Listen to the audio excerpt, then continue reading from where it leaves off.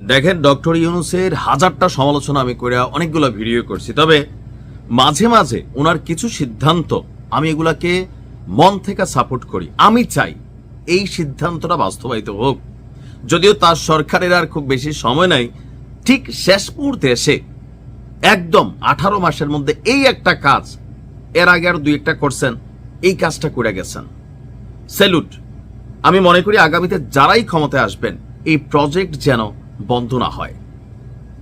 ভাবা যায় যে বাংলাদেশে সমরাস্ত্র অর্থাৎ আগ্নেয়াস্ত্র, বিশেষ করে যেগুলা আর্মিতে ব্যবহৃত হয়, সেই সমরাস্ত্র কারখানা তৈরির উদ্যোগ নিয়েছে ইউনূস সরকার।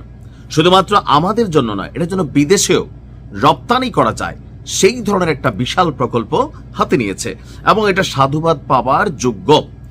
সশস্ত্র বাহিনীর চাহিদা পূরণ এবং সক্ষমতা বাড়াতে এই সমরাস্ত্র তৈরির কারখানার স্থাপনের সিদ্ধান্ত নিয়েছে অন্তর্বর্তী সরকার। গতকালকে বিকেলে ঢাকার ফরেন সার্ভিস একাডেমিতে সংবাদ সম্মেলনে এই সুখবরের কথা তুলে ধরেছেন বাংলাদেশ বিনিয়োগ উন্নয়ন কর্তৃপক্ষের নির্বাহী চেয়ারম্যান চৌধুরী আশিক মাহমুদ বিন হারুন।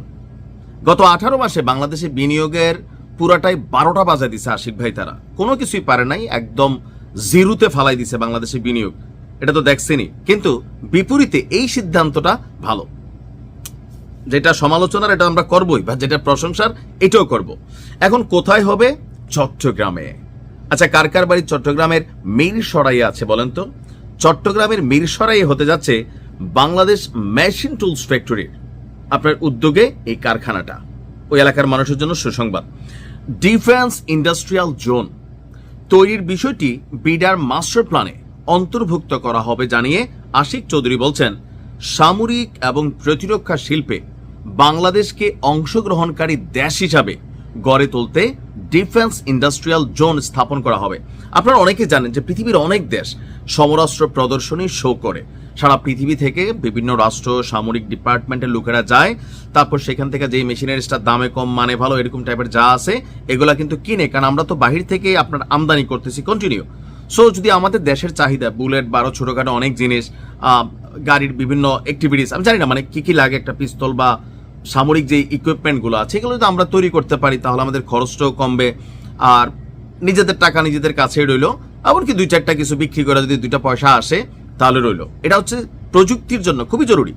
আস্তে আস্তে হয়তো আমরা কোনো একদিন যুদ্ধ বিমান তৈরি করবো, এখন কিনতেছি, সমস্যা নাই। বাট আমি স্বপ্নবাজ মানুষ, আমি মনে করি এগুলো বাংলাদেশে হওয়া উচিত। বলা হচ্ছে যে আপনার বাংলাদেশ অর্থনৈতিক অঞ্চল কর্তৃপক্ষের গভর্নিং বডির একটা অনুষ্ঠান হয়, সেখানে সভাপতিত্ব করেছেন ডক্টর ইউনূস।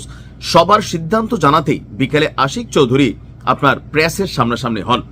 সমরাস্ত্র কারখানা স্থাপনের যুক্তি হিসাবে, বা যুক্তি লাগতো না, বানান। তারপরে তিনি বলছেন, বৈশ্বিক নিরাপত্তা ব্যবস্থা প্রতিরক্ষা শিল্পে নিজস্ব উৎপাদন সক্ষমতা অত্যন্ত গুরুত্বপূর্ণ। সাম্প্রতিক যুদ্ধগুলোতে দেখা গেছে হাইটেক অস্ত্রের চেয়ে আপনার গোলা বারুদ এবং মৌলিক সরঞ্জামের সংকটই বড় সমস্যা। ঠিক রাশিয়াতে যেটা হয়েছে, গোলা বারুদ সংকট তৈরি হয়, বুলেট সংকট তৈরি হয়।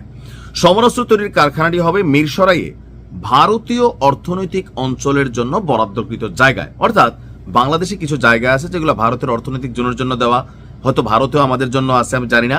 তো সেই জায়গায় এটা করা হবে। আর ইন্ডিয়ান ইকোনমিক জোন প্রতিষ্ঠায় 800 একর জমি বরাদ্দ রাখা হয়েছিল। সেই ইকোনমিক জোন প্রকল্পটি বাতিল হওয়ায় এই 800 একর জায়গায় ডিফেন্স ইন্ডাস্ট্রিয়াল জোনটা তৈরি করা হবে। বাংলাদেশ হাইটেক আপনার অস্ত্র তৈরি করবে না, যুদ্ধক্ষেত্র বা অন্যান্য প্রয়োজনে হাইটেক অস্ত্র বা যুদ্ধ বিমানের সংকটের চেয়ে ঘাটতি দেখা যায় গুলি এবং ট্যাঙ্কের এক্সেলের মতন যন্ত্রাংশের। বাংলাদেশ সেনাবাহিনী তাদের চাহিদা অনুযায়ী এই ধরনের অস্ত্র তৈরি করবে। চুক্তি সম্পন্ন হওয়ার পর বিস্তারিত আরো আমরা জানতে পারবো। এটা শুধু রপ্তানিগত বিষয় না, তিনি অনেক কথা বলছেন, আমি এটাকে মন থেকে সাপোর্ট করলাম। আমি চাই বাংলাদেশ প্রতিরক্ষা খাতে যথেষ্ট শক্তিশালী হোক, কারণ আগামী বিশ্বে আপনাকে ঘাড় উঁচু কইরা, মাথাটা উঁচু করে দাঁড়াইতে এর কোনো বিকল্প নেই। এটা বাস্তবায়িত হোক। ভালো থাকুন। আসসালামু আলাইকুম।